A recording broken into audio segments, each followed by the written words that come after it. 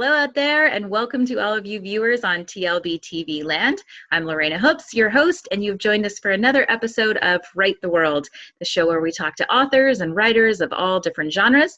We give you some great books to check out, and of course, we tell you all about the writing process for any of you brave enough to dip into this industry that we call writing. Today, I am joined by a wonderful guest, Tom Connor. How are you doing today, Tom?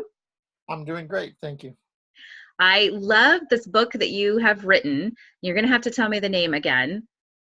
Goodbye Saturday Night. Okay, Goodbye Saturday Night. And you labeled this as a book, a Southern book, correct? Correct, a Southern novel. Southern novel. Maybe historical too. Okay, so a little historical because it takes place back in the 50s, correct? Correct, 1956. And what part of the South? Because I'm originally from Texas myself, so I have a little heart for the South. It takes place right on the Alabama-Florida state line.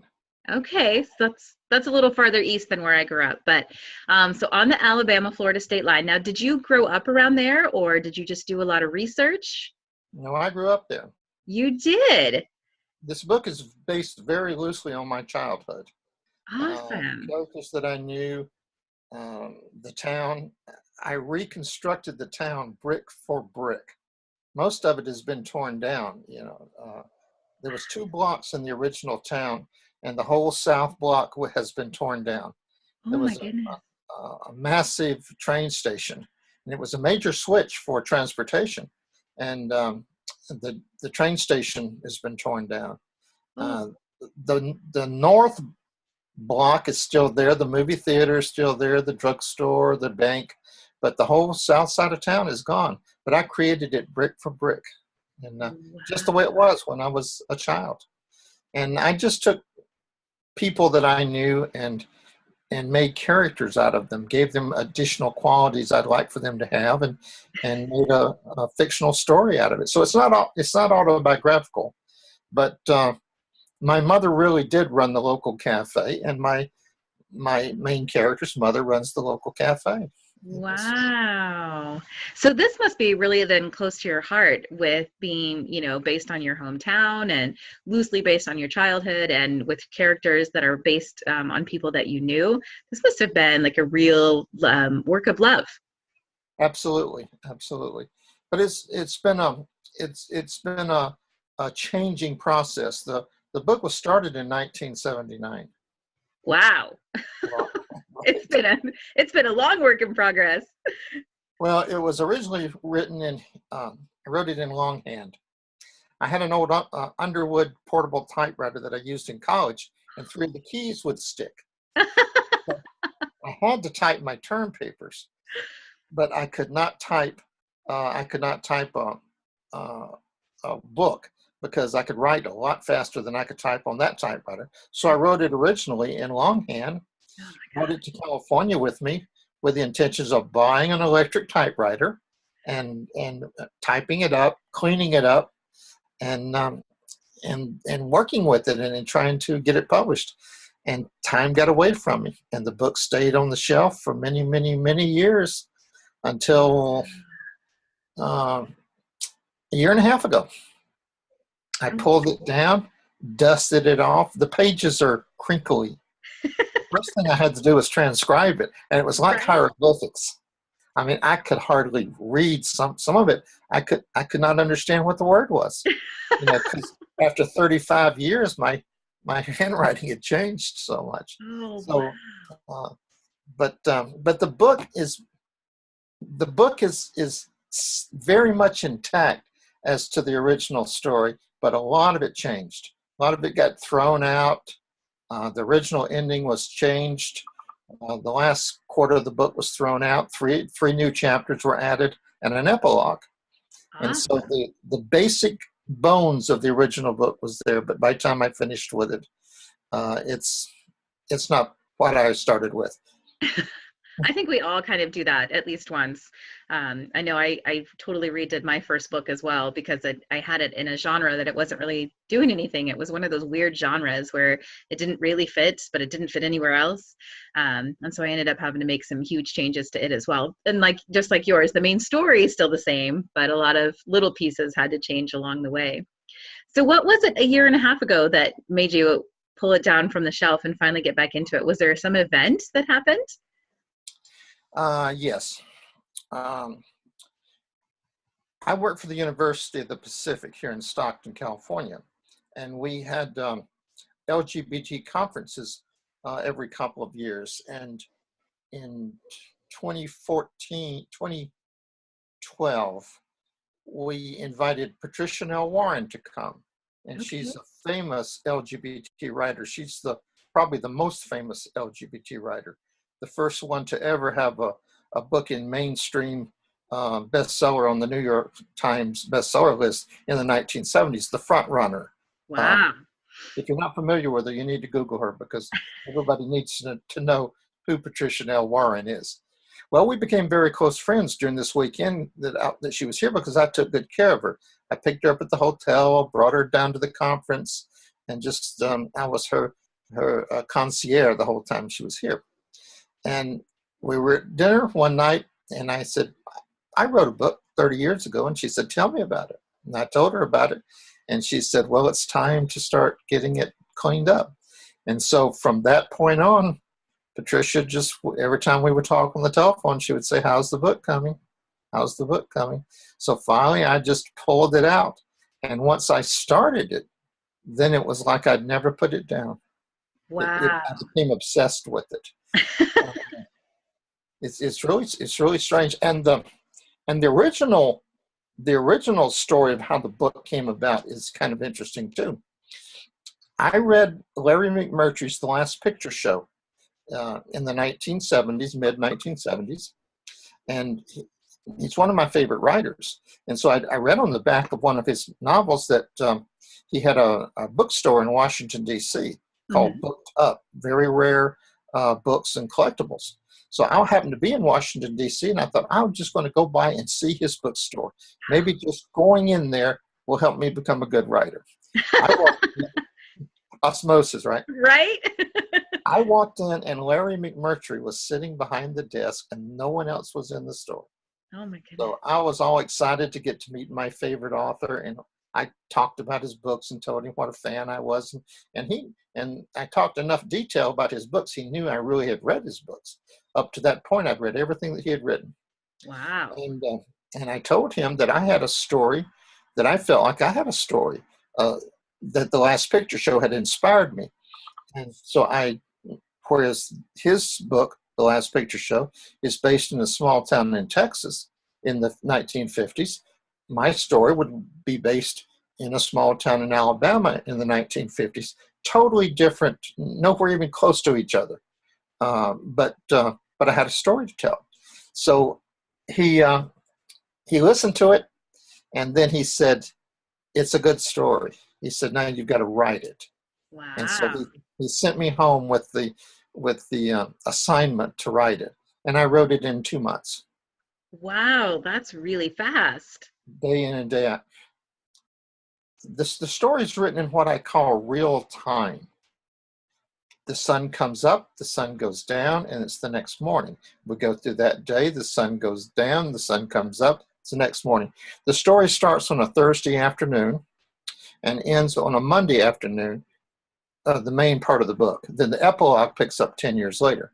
Right. So we move through 4 days in the life of these characters, Wow. and what happens in that 4 days is life changing to my main character. That's awesome. That's very cool. And it's nice to kind of see books like that sometimes because most books don't write in that form where it's, just the days. There's always these time lapse along the way. And so sometimes it's kind of cool to have those just together, just that one, like it's just going to give you a snapshot of this piece of this life. So there must have been some really important things that happened in your book for those 4 days to really be so important. Yeah, there's a couple really good things. Yeah. Well, the tagline for this, it's a Southern novel of, let's see, friendship, a Southern novel of love and friendship, betrayal and redemption. Wow. That's a lot of concepts going on. Yeah.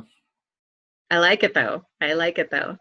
Now I notice you have some old-timey posters behind you. So are you a big fan of old-time movies?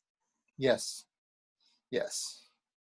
And my character, Bobby, spends every night in the movie theater.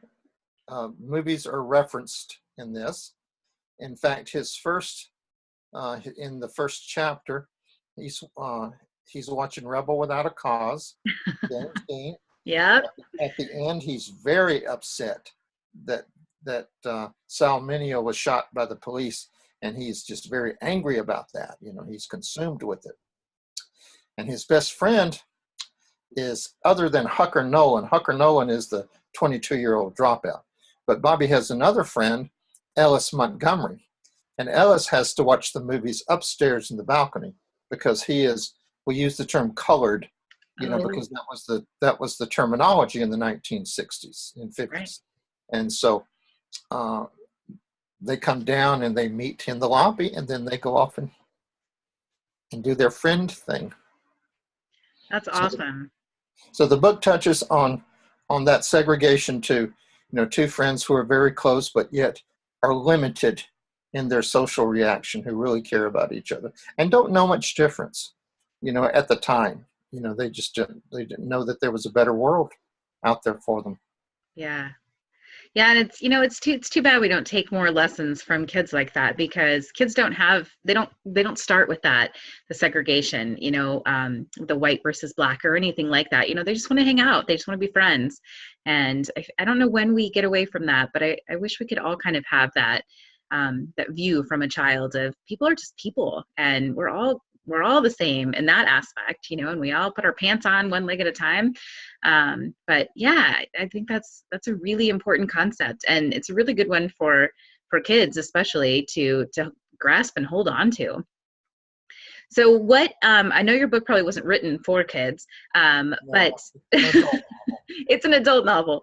So, okay, so it's good for adults to go back and get those concepts though from kids. So what was your favorite old movie? I see My favorite old movie of all time is a movie called The Wings of Eagles with John Wayne, Maureen O'Hara. Is somebody in there? Yeah, my son has interrupted us. Hold on. Okay, go ahead. Okay. We can edit. I'll come hug and kiss you in just a minute, buddy. You need to go hug and kiss. That's fine. He's just trouble. I will hug and kiss you as soon as I'm done, bud. He's my 4-year-old, and he's a handful. Okay, so favorite movie of all time? The Wings of Eagles with John Wayne, Maureen O'Hara. Part of it was filmed in Pensacola, right near where I grew up. Oh, It's wow. the true story of a Navy pilot during World War I who was crippled, and then he became a screenwriter. And so I just love that movie. But I love all old movies. I really like Roy Rogers. He was my hero growing up. These posters are Roy Rogers. I see that right behind you. Yeah, Roy Rogers is Trigger. Trigger was the smartest horse in the movies. Okay, that's a little before my Even time. in my book, my character loves Roy Rogers, and he spends every Saturday at the double feature westerns and serials, and there's a lot of reference to music of the times, especially country music, because this is a country town. Oh yeah. My character Bobby really likes rock and roll music, but his mother doesn't, and neither does anybody else, in the town. So he listens to his rock and roll music alone at home in their apartment. But when he goes into the cafe, he has to hear Hank Williams and Ernest Tubb and all those old country western singers. All the country western singers of the day. That's awesome. That's awesome. So is there going to be more books after this book? I know you said you have another book that you've written, an older book that was sort of based on your family. But do you have more stories inside, do you think? I'm working on another novel now. Yes, I started working on it a couple months ago. Uh, Okay. it's again based very loosely on my life. Um, my first quarter in college in 1965. Uh, my main character's 18-year-old freshman, and he's smitten with his 27-year-old single female English professor. And, Oh, and the friendship becomes very strong because their interests are so close to, close knitted. And and then it becomes a little more than just a friendship and becomes very complicated. yes. I'm working on that now, and I'm very, very much into it. And again, it's based on real people, real things that happen, but a fictional story is still just developing out of this. It's not, it's not biographical or auto. There was no English teacher that you, well, maybe there was, but Yes, otherwise there'd be no story. that's true. That's true. I have a hard time just sitting down and making up things. When I try that, it just doesn't work. And I've kind of bounced around a lot, in my lifetime. I taught school in Bailey's for a while, and Oh, wow. back in the 70s, I was a truck driver up and down the roads, enjoying that for a while. So I've had some experiences that kind of lay the ground for some interesting stories. I do have another book too was written. I wrote it about 20 years ago, and it is a juvenile, what in those days was called a juvenile mystery, Hardy Boys Nancy Drew type. Right. Okay. And I'm thinking that I may pull it down and clean it up. It's typed. Yeah. And but I want to finish the novel that I'm working on now first because I'm consumed with it. Are you one of those authors then who does one thing at a time before you even go and think of another? Because I think we kind of fall into two categories. There are people who do, one story at a time, and that's all I can work on is just one at a time. And then I've talked to other people who are like, well, I tend to have 3 or 4 stories going on so that when I hit a brick wall in one story, I jump into this story. And I'm like, wow, that's quite a lot. No, I can't multitask when it comes to this. Um, I have several short stories that I've written through the years, and Southern Writer magazine has invited me to enter one or two of my short stories. Well, I just don't have the focus to clean them up and to put them into. Um, they need to be edited. They need to be edited. I haven't edited them. And Right. I started it and I just can't seem to get into it. So, it's not going to happen this year. So One day, one day. one day, one day. Um, I don't really hit brick walls when I'm writing. Uh, it's very strange, but I start the story and then the story takes over and the characters take over. And sometimes I just hold on for the ride. Yeah. And I'm absolutely amazed sometimes at the way the story is taking place. For instance, in this new book that I'm writing, my 2 characters climb into the car. The teacher and the teenager climb into the car, and she's very upset and she wants to get out of town. And so I didn't know where we were going when we climbed into the car. She asked, "Where are we going?" No, he asked her, "Where do you want to go?" She says, "I don't care as long as it's out of town." He backs out of the driveway, and I did not know where we were going. Well, he turned east and started heading toward his hometown, which is like 30 miles away. And the house is empty. His stepmom's gone to Europe. He's a rich kid. The story began to unfold, and major plot points that I was trying to cover began to fit right in with him taking that direction. And he could have very easily taken 2 or 3 other directions out. And I would just sit back and I was amazed at how the book just took over for me and just let me go. And That's awesome. well, and so when I started, I know basically how it's going to end, and I know how it starts because I started.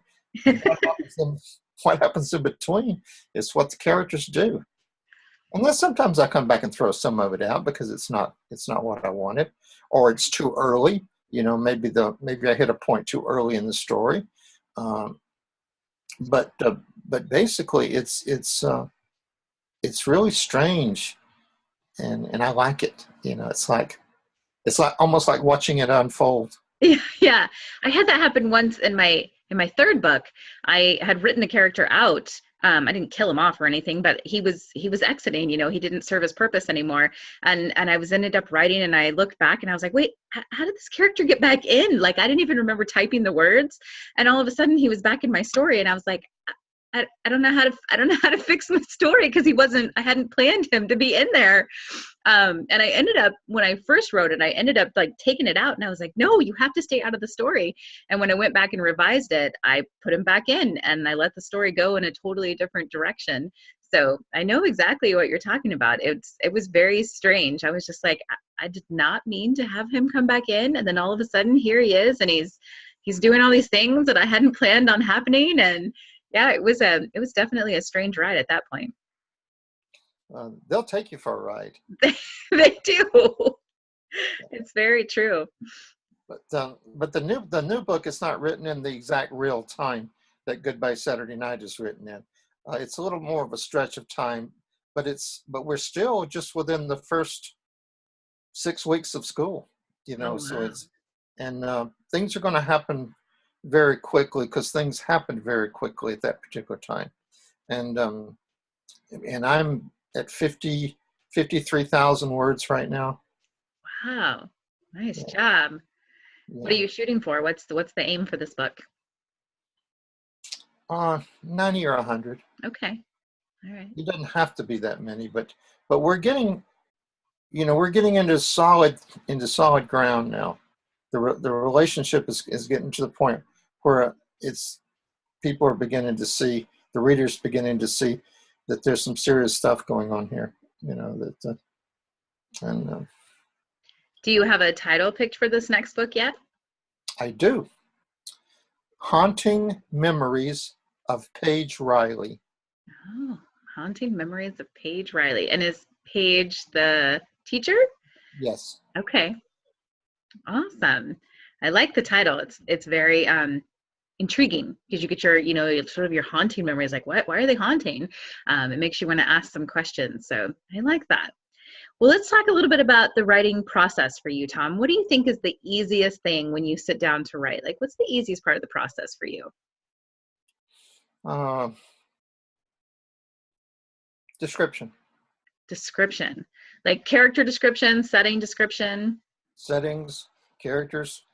Uh, I see it, and I want the reader to see it. Uh, I don't just say it's a car. I say it's a red 1963 Austin Healey 3000 with a black top, and the building has ivy growing on it. The doors are brass. The reader will see what I see in my mind, and I have to tame it down sometimes because I get to where I've described too much, and so I'll go back and edit it out. I That's describe my I describe my characters too, the way they look. Yeah, that's such an important concept, though. I teach a writing class, and it's what I'm always telling the kids. I'm like, you really can't describe too much. I mean, I know you can, but for these kids that are just starting, they really can't describe too much because most of them are still stuck in, he walked outside and saw a car, and so their stories are like 12 pages long. And I'm like, if you went back and added some description, you're going to actually get to a short story. And so that was interesting. One thing that I told them, I was like, do it like you're seeing a movie in your head and then relate it back to the people and then read it out loud, because then once you read it out loud, you'll think, wow, that's not really what I meant to say there. I'm not getting the same picture that I wanted to get across. And so that's something that we're working on. So that's really cool that is the easiest part for you, because I don't think it's the easiest part for a lot of people. Well, if I see it, I want to share it because I want the reader to see what I'm seeing, and not everybody pulls something different. out of it. Yeah, that's very true. That's very true. What about the hardest part? What's the hardest part of the process for you? Probably staying focused with the characters' dialogue. Uh, to keep it true to the character. And in Goodbye Saturday Night, there was a lot of Southern slang in that, and I had to really pay attention to leave the G's and the Y's off and put the apostrophes there, Mm-hmm. and and make sure that I didn't, and I'd slip, I'd slip up, and I would, uh, they were going, they were seeing, they were doing, and then I'd have them playing, Yeah. and I would have to go back and say, no, no, take it out, take it out. And I rework dialogue over and over and over again because I want dialogue to be realistic, and I want it to be informative. I want it to inform who the character is, what the character's personality is like, but at the same time, I want it to be realistic. Mm. And I probably spend more time on dialogue than I do on description, because description comes easily from me, and dialogue doesn't come hard for me. It's just that I'm a perfectionist, and it's like somebody just finally has to take it away from me. You're done now. You're done now, Thomas. I can rewrite till the end of the world, Yeah. And I think we all have to come to that point because, you could always keep reworking it and reworking it and reworking it. But at some point, you either have to get the book out and call it done, or you have to just be okay with it never getting out there, and so that you can rework it to death. But I think it's helpful to have that kind of person who is like, okay, you're done. Really, it's good. You're at the point now where where we're going to take it away from you. Well, this is really funny. Steve, my publisher, was I'd sent him the manuscript, and then he sent it back, and we did some changes and some rewrites and edits, and okay, it's ready to go. We've got it. It's ready to go to press. And I go, wait, one more thing. What is it? And I wanted to make a character change, a character name. I couldn't live with the name that I had character. Had to change the name. So he let that go. He said, okay, that's fine. And then there was one or two more changes. And this is like, as we are putting it into the press. Oh my goodness. I'm making changes. He's saying, stop, that's enough. You're not making any more changes. And I said, okay, we'll let her go. You got to just let it go. So maybe this next one, what's your goal on changes? You're only going to suggest twice this time on the next book, or are you going to send it when you're like, I'm ready, no more changes with this one? I'm going to hold it until I'm ready to send it. Yeah. I was originally intended to self-publish because I wanted the control. I had my cover designed. I'd done so much towards self-publishing, and Robin, my friend Robin Lee Anderson, we go to church together, and Robin kept saying, why don't you give a publisher a chance to look at your book before you decide to self-publish? And I hashed it over with two author friends of mine that are both bestsellers, best-selling authors. And both of them agreed that there's a validation to having a book accepted by a publisher that you don't get by self-publishing. And so if I had a chance to have a publisher look at my book, send it to them. They may not take it, but send it to them and let them look at it. And then if they want it, then you make the decision, right, which way you're going to go with it. So I bypassed all of the submission requirements they had on their website, and I just sent an email and a link to my trailer and told them, are you interested in looking at this? And they sent right back and said, yes. I sent the manuscript over that afternoon, and 2 days later, I was offered a contract. Wow, that's amazing. It was a whirlwind. and I had to then make a decision. So I spent a week battering it back and forth. Am I going to self-publish, or am I going to go with them? And then finally, it was the validation Mm. that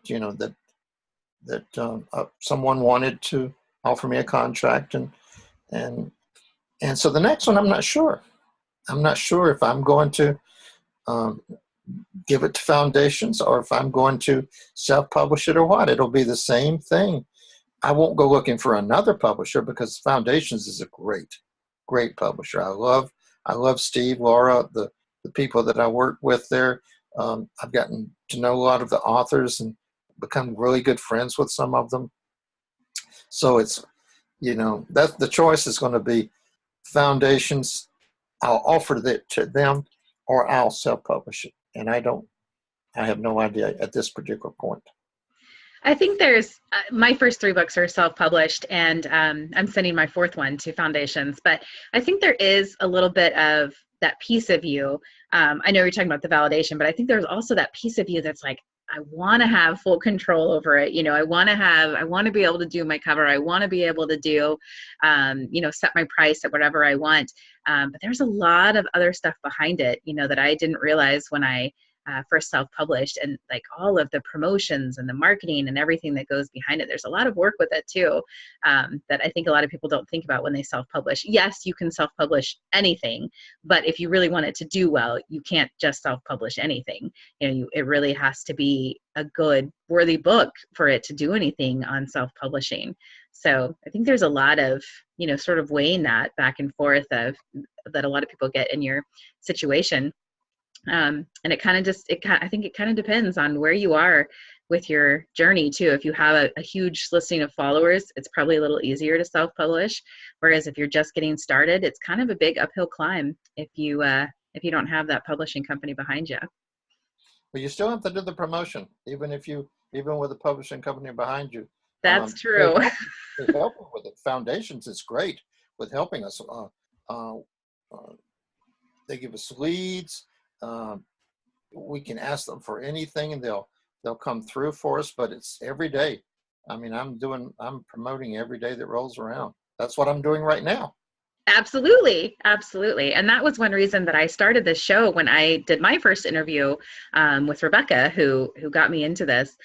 She was like, I think you should host your own show. And I was like, I just wanted to promote my own book. I don't have time to be doing a whole show. And then the more I thought about it, I thought, no, this would be great. It would be, great for me to promote my books, but great for other authors to have that ability to be able to do some promotion and get it out there in different ways. So I think it's been really good, and I'm really enjoying it. So that's a lot of fun too. Well, we're running short on time, but I wanted to ask one more question for you, Tom. And what would be the piece of advice if you were going to give to someone who's thinking about, they haven't started it yet, but they're thinking about, becoming an author? What would be the one piece of advice that you think would be most important for someone first starting out? Just write it. That's what Larry McMurtry told me. No matter how crude, no matter how unprofessional it looks or seems, write it. Get the story out first. And if don't stop to do your rewrites along the way. I don't. I push forward. I get the book out. I get it. That first draft has got to be out and got to be solid, and then I go back. And if you do that, and you're not worried about how this sounds or how good this is at this particular point, you can write it. Yes. But you've got to write. I mean, that's the key. You can want to be a writer, but you've got to write. And McMurtry told me to write every day. And when I'm working on a project, I do. If I'm not working on a project, I don't write every day. But since I've been working on the new book, I may only get in a paragraph, but I write every single day. Never let a day go by. Don't want to cool off. Yeah. If you let it sit too long, then it's really hard sometimes to get back into it. And occasionally, I've put a book aside and then gone back to it and been like, oh, now I know where I want to go with this. But if you leave it sitting too long, it goes really cold, and then it's hard to get back into the grind of where the story was going and get it back up, and it's a lot more work that way. Even if a book is not going the way you want it to go, you can get out of it. You can stop it. You can go to something else. One of Patricia Warren's best books was one that she put aside for 20 years. She wasn't ready to write it. Yeah. And so she started it, put it aside, wrote 5 or 6 other books in between, and then finally brought it out, and it's probably the best thing she's ever written. That's amazing. That's amazing. All right. So your book is actually written under Thomas, correct? Thomas Connor, because that's who you write under. All right. So we will put that link with the article for this show so that you guys can find his book and check it out. And I want to say thank you so much for joining me tonight, Tom. It was so fun to talk to you and hear a book from the South, even though Texas is a little different from Alabama South where you grew up. But, you know, all the Southern people got to stick together anyway. Absolutely. Absolutely. All right. And for all of you out there in TLBTV land, thanks for joining us. Make sure you join us next week for another episode of Right the World.